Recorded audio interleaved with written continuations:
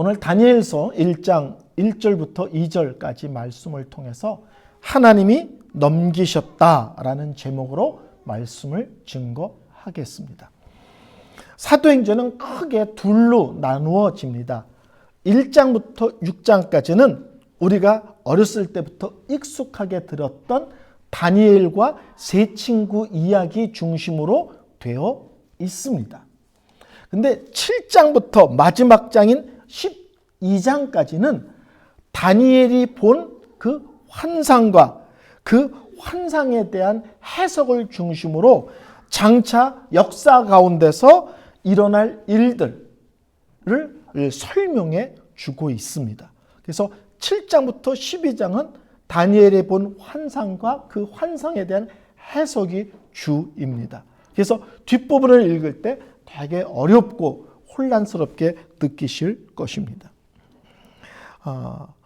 다니엘서의 목적이 뭘까? 다니엘서 전체를 통해서 하나님께서 말씀하시고자 하는 것은 무엇이냐면 절망의 시대에 이스라엘이 멸망한 것이거든요. 그 절망한 시대에 이스라엘이 망하고 이스라엘 백성들이 포로로 끌려가지만 그런데도 불구하고 역사의 주관자는 하나님이시다. 겉으로 보이는 나라가 망했다 할지라도 하나님은 여전히 이 세상을 쥐고 계시고 그분이 다스리시고 그리고 그분이 간섭하신다. 더 나아가서 하나님의 구원의 계획은 여전히 진행되고 있다. 세상이 어떤 식으로 뒤집어지고 어떤 큰 사건이 벌어진다 해도 이 세상은 여전히 하나님이 다스리시고 이 세상을 구원하시고자 하는 하나님의 계획은 절대로 멈춤이 없다라는 사실을 확인시켜 줍니다. 다니엘이 바벨론에 끌려갔을 때 나이가 대략 15세 정도로 보여집니다. 어른 나이에 바벨론에 끌려간 그런 이야기가 이제 다니엘서의 앞부분의 시작을 알립니다. 우리가 이스라엘 역사를 조금 이해할 필요가 있습니다. 이스라엘은 첫 번째 왕이 사울 왕이죠. 두 번째 왕은 다윗입니다. 세 번째 왕은 솔로몬입니다. 솔로몬이 죽은 뒤에 이스라엘이 두 나라로 쪼개집니다. 그래서 북왕국을 이스라엘이라고 얘기합니다. 한국처럼 이해하면 좋아요. 북쪽 문제가 많어. 남쪽 우리나라 좋은 나라. 이스라엘도 북쪽은 이스라엘이라고 하는데 12지파 중에 10지파가 거기에 합류되어 있습니다. 근데 이 이스라엘은 이 북왕국 이스라엘은 계속 배교와 반역의 역사입니다. 전체 임금이 망할 때까지 19명이 있었는데 그 중에 7명이 암살을 당합니다. 그리고 왕조가 9번이 바뀝니다. 왕조가 바뀐다는 말 아시죠? 김씨가 왕이 되다가 박씨가 왕이 되다가 최씨가 왕이 되다가 이렇게 왕조가 9번이 바뀌고 19왕 중에 7명이 암살을 당하고 역사 전체가 뭐냐면 19명 전체가 하나님 보시기에 큰 죄를 진 악한 왕들입니다. 그래서 722년에 아수르에 먼저 망합니다. BC입니다. BC 722년에 먼저 망합니다. 남왕국은 유다라고 얘기를 합니다.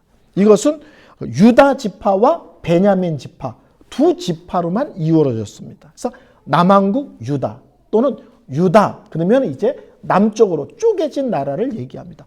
유다 지파와 베냐민 지파. 여기는 단일 왕조입니다. 많은 문제가 있습니다. 그런데도 하나님께서 다윗에게 약속하신 이유 때문에 임금들이 계속 다윗의 혈통으로만 왕위를 차지합니다. 많은 어려움이 있었지만.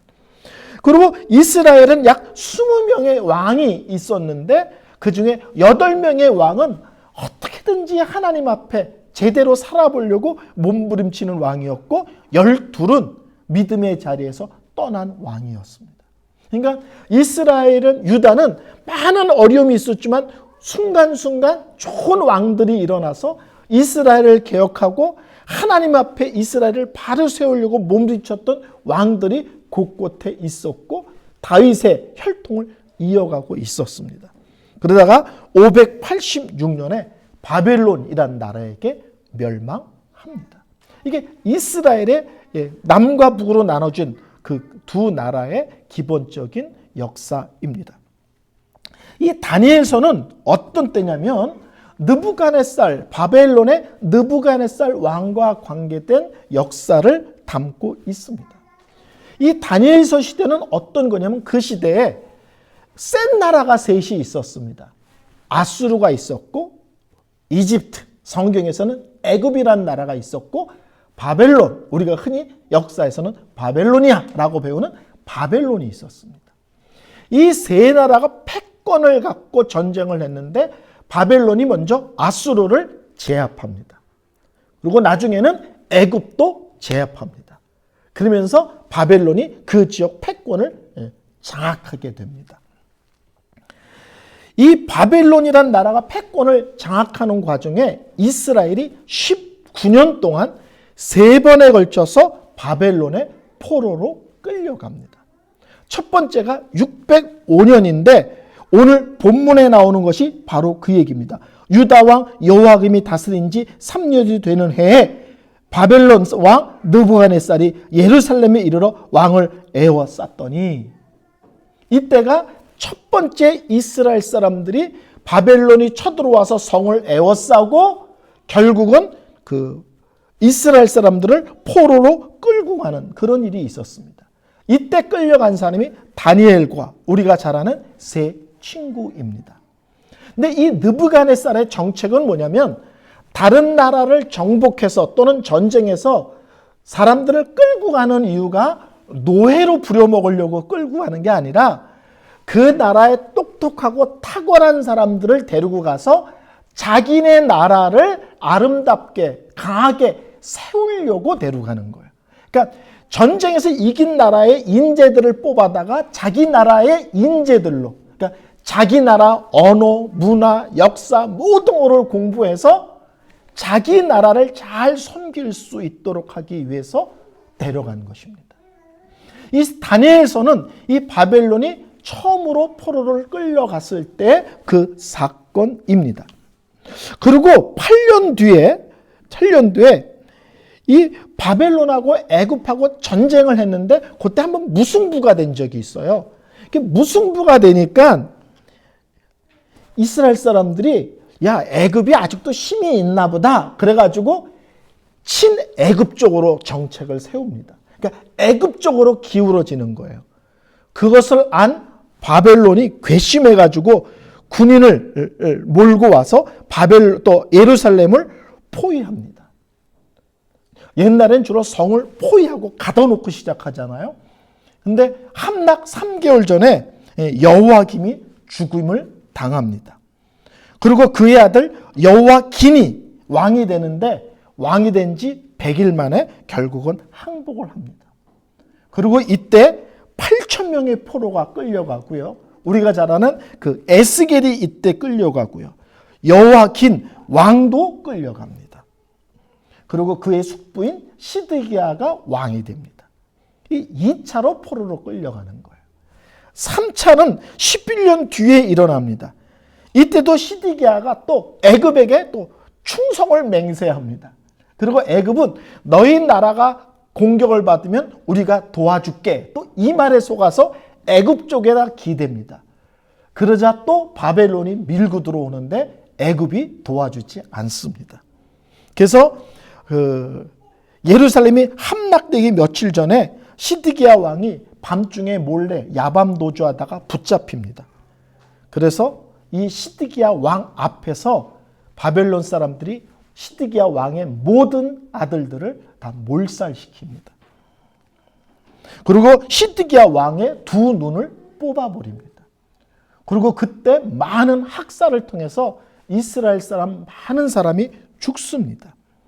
그리고 그리고 시드기야는 두 눈이 뽑힌 채로 바벨론으로 끌려가는데 아마도 끌려가는 중간에 죽었을 것으로 봅니다. 두 눈이 뽑혔고 너무 길이 멀기 때문에 아마 감당하지 못했을 것이다.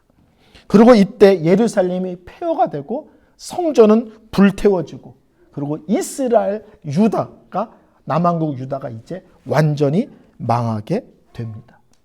그리고 이때 예루살렘에, 이스라엘에 남아있는 사람은 우리가 잘 아는 예레미야 선지자와 병약하고 가난하고 별 볼 일 없는 사람들은 남겨두고, 똑똑하고 잘나고 힘있고 건강한 사람들은 다 바벨론으로 끌고 갑니다.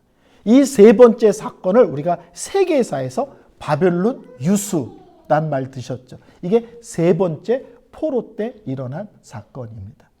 이 세 번일 때, 마지막 세 번의 이스라엘이 포로를 흘러갈 때 남유다가 완전히 멸망하고 성전이 불탄 것입니다. 여러분, 이때 이스라엘 백성들은 어떤 생각이 들었을까요? 강대국이 쳐들어와, 자기네들이 포로를 끌려, 왕이 죽어, 왕이 눈이 뽑혀, 이런 험악한 일들을 보면서 이스라엘 백성들 마음에 이런 생각이 들었을 거예요. 우리 하나님이 바벨론 신보다 약한가? 이런 생각이 들었을 거예요. 옛날에 전쟁은 신들의 전쟁으로 이해를 했습니다. 이쪽 나라가 전쟁을 해서 저쪽 나라를 이기잖아요. 그러면 왕이 전쟁을 잘했다, 작전이 탁월하다, 무기가 신무기인가 보다, 이렇게 이해하지 않고 우리가 섬기는 신이 쟤네 신보다 센가 보다, 이렇게 이해를 합니다. 그래서 오늘 성경에도 이런 말이 나옵니다. 주께서 유다왕 여호와김과 하나님의 전 그릇 얼마를 그의 손에 넘기심에 그가 그것을 가지고 신할 땅 자기 신들의 신전에 가다가 그 신들의 보물 창고에 두었더라. 이게 무슨 말인지 이해가 되시겠어요? 다른 나라를 전쟁에서 이기잖아요. 그러면 그 나라 우상을, 그들이 섬기는 우상을 갖다가 자기네들이 섬기는 신의 우상에다 갖다 놓는 거예요. 우리 신이 얘네 신을 이겼다는 뜻으로. 근데 이스라엘을 전령해서 밀고 들어왔어. 근데 하나님은 영이시기 때문에 보이질 않아. 하나님을 형상으로 만들어 놓은 것이 없어. 그러니까 바벨론 사람들이 어떻게 하냐면 성전에 있는 그릇을 하나님 대신에 가져다가 자기네들 신전에다 갖다 놓는 거예요. 그것을 통해서 우리의 신은 위대하다, 우리의 신이 이스라엘의 신보다 강하다, 이거를 실제로는 선언하는 것입니다. 그러니까 이스라엘 백성들은 황당한 거예요. 우리가 믿는 하나님은 이 세상을 창조하신 하나님이고, 우리를 만드신 하나님은 이 세상 전체를 다스리고 움직이시는데 저 나라한테 이 나라가 망해? 저 나라 때문에 우리나라 사람들이 포로로 끌려가? 첫 번째 신이 우리 하나님이 쟤네 하나님보다 약한가? 이런 의문이 생기지 않겠습니까?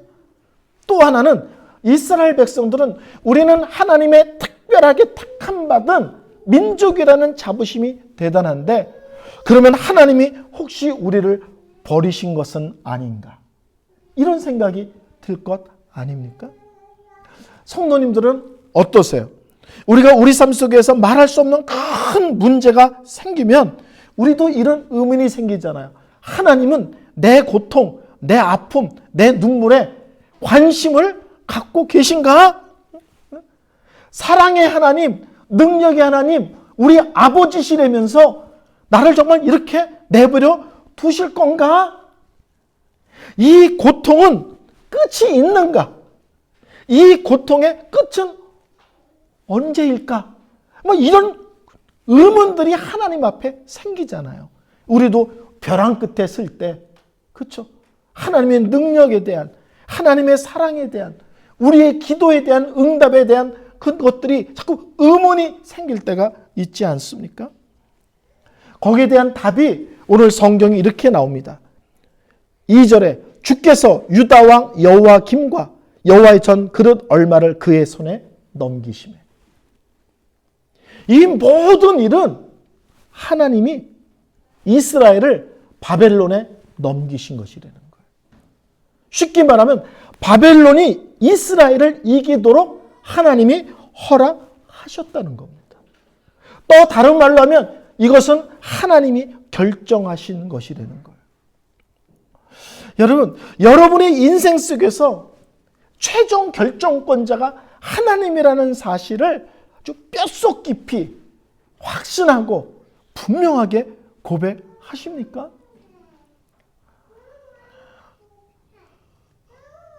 저는 신학교 다닐 때 이 문제를 갖고 정말 하나님 앞에 심각하게 기도할 때가 있었습니다.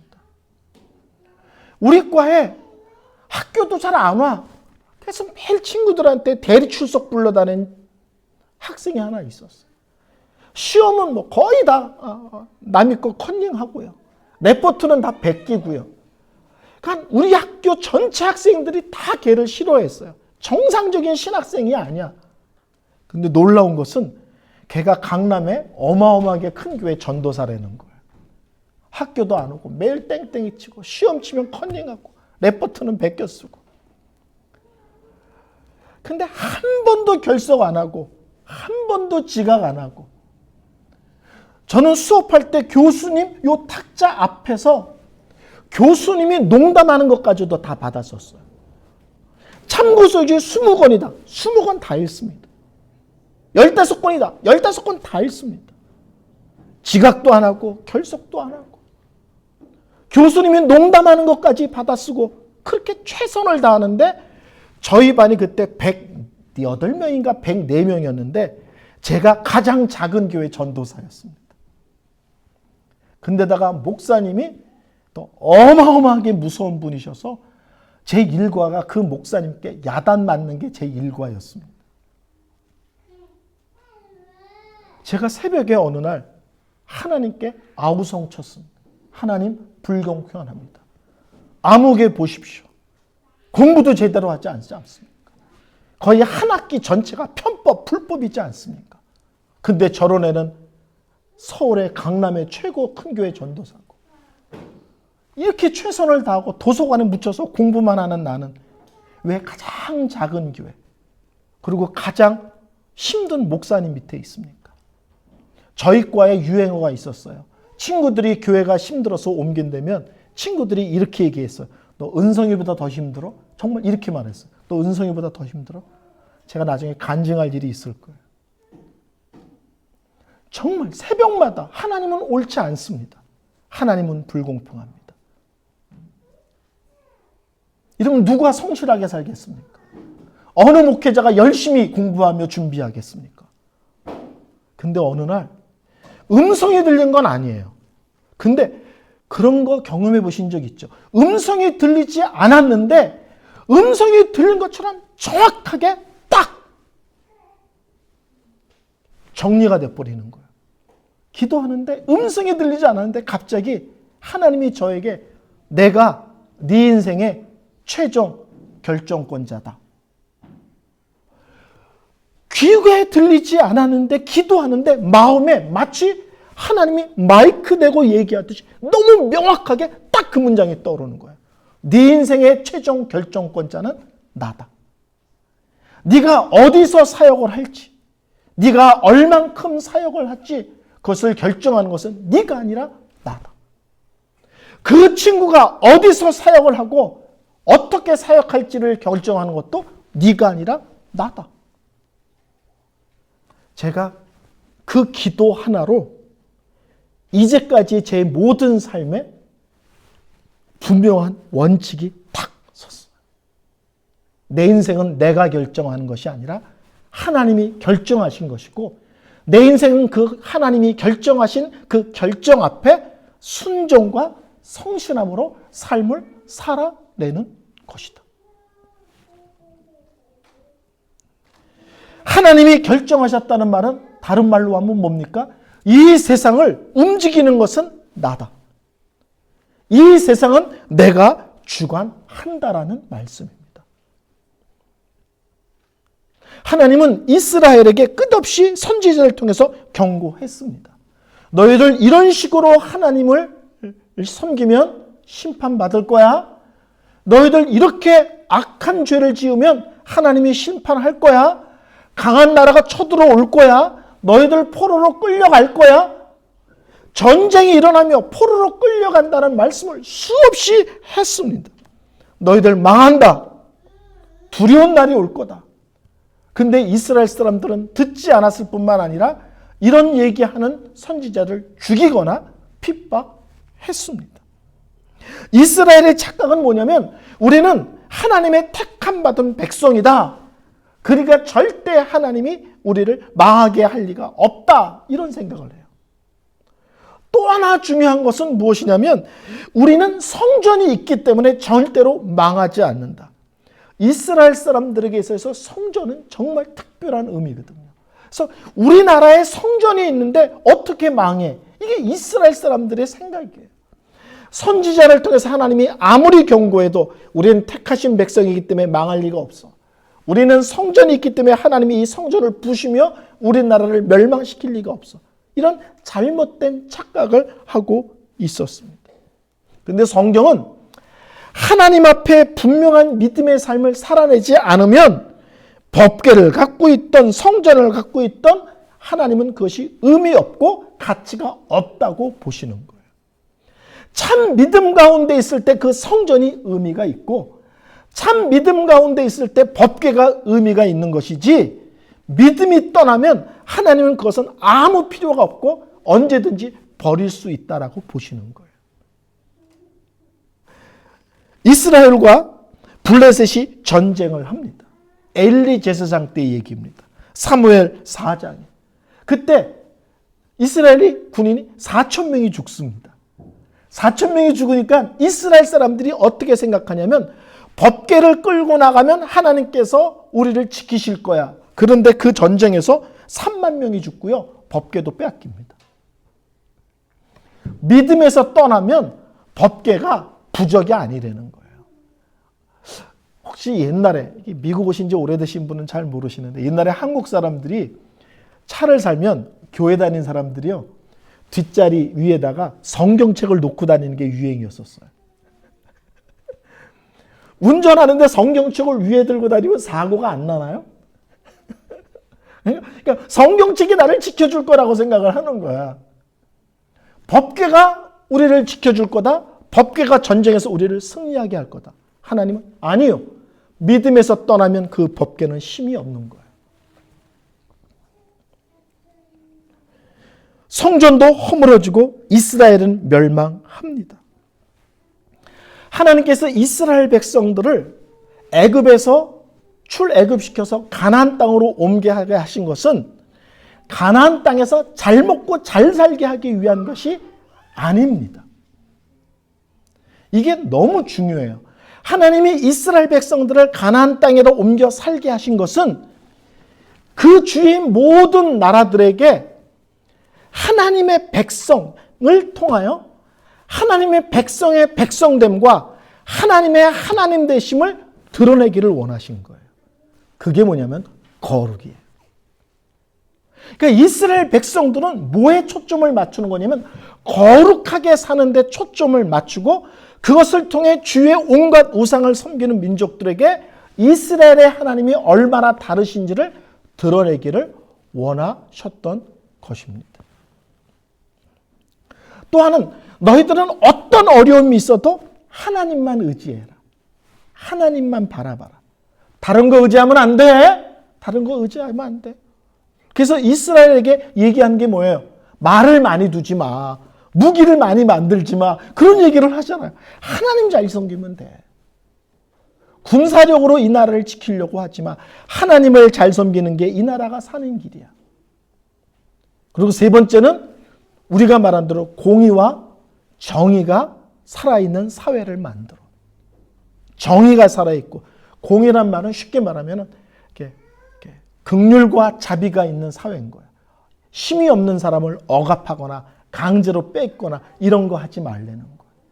정의가 있고 자비와 긍휼이 있는 그런 사회를 만들어.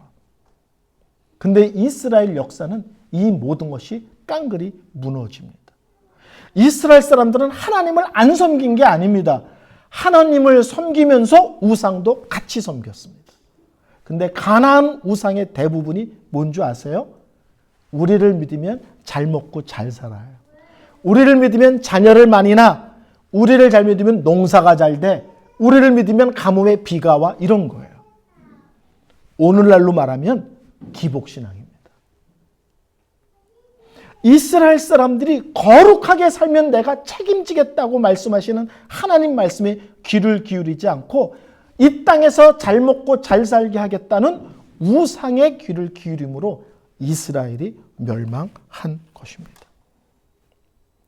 우리가 기억해야 됩니다. 이스라엘은요, 적이 너무 강해서 망한 것 아닙니다.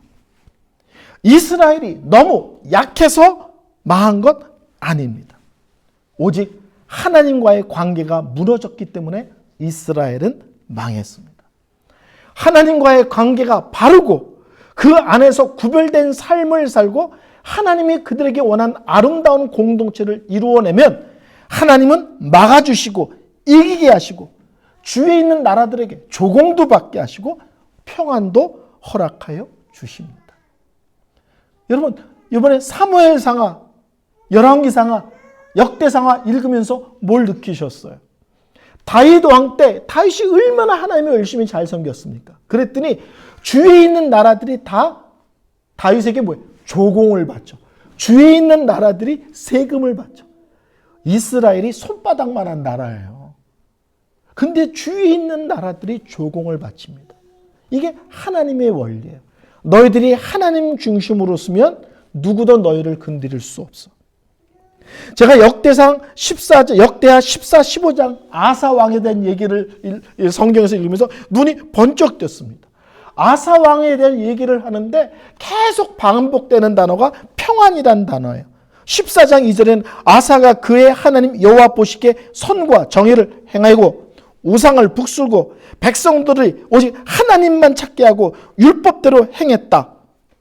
그랬더니 14장 5절에 나라가 그 앞에서 평안을 누리더라. 6절은 여호와께서 아사에게 평안을 주심으로 그 땅이 평안하여 여러 해 동안 전쟁이 없은지라. 15장 19절은 이때부터 아사 왕 제 35년까지 다시는 전쟁이 없었더라.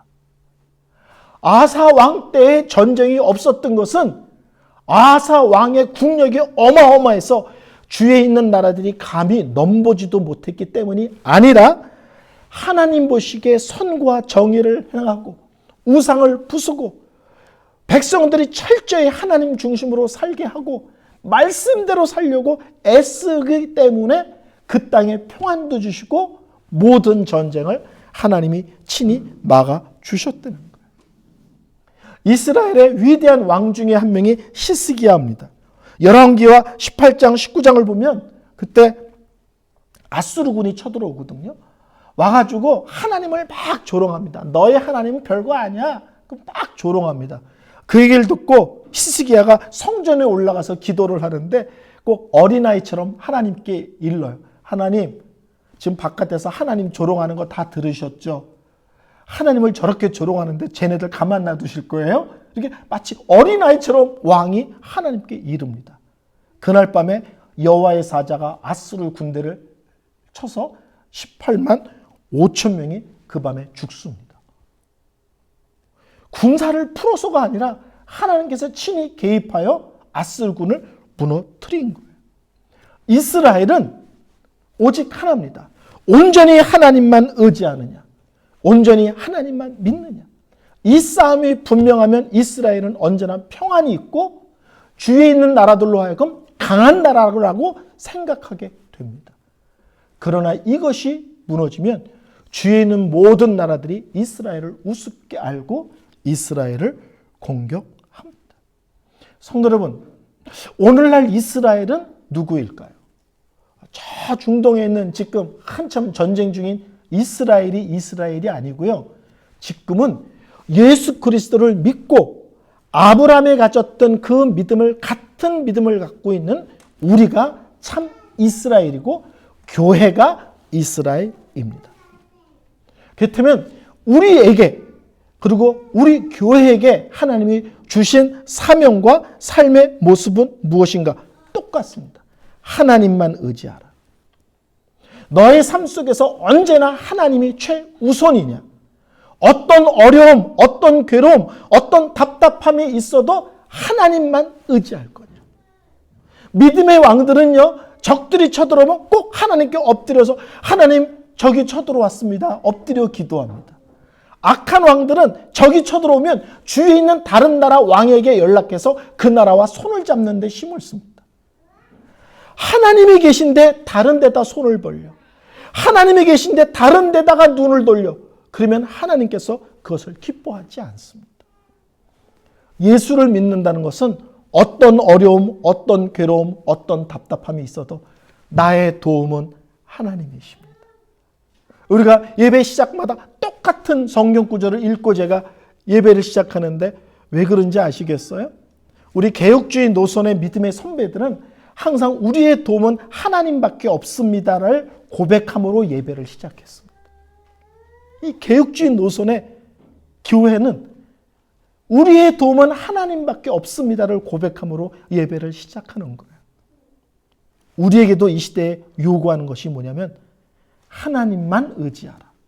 하나님만 믿어라. 하나님만 바라라.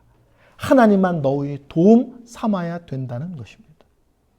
하나님을 믿기 때문에 너희들은 이 땅에서 잘 먹고 잘 사는 것이 초점이 아니라 손해볼 수도 있고 억울할 수도 있고 어느 때 내 것을 빼앗길 수 있어도 거룩하면 타협하지 말아라. 거룩은 무너지지 말아라. 세상 사람들이 우리를 무섭게 생각하는 것은 예수 믿는 사람들은 이 땅에서 잘 먹고 잘 살기 위해서 수단 방법을 가리지 않을 뿐만 아니라 거기다가 하나님까지 동원해. 진짜 무서운 놈들이야. 이런 얘기 들어보셨어요? 성경은 이 땅에서 잘 먹고 잘 살기 위해서 수단 방법을 가리지 않는 사람이 아니라 손해보고 억울해도 거룩을 타협하지 않는, 거룩을 양보하지 않는 분명한 삶을 살기를 원하십니다.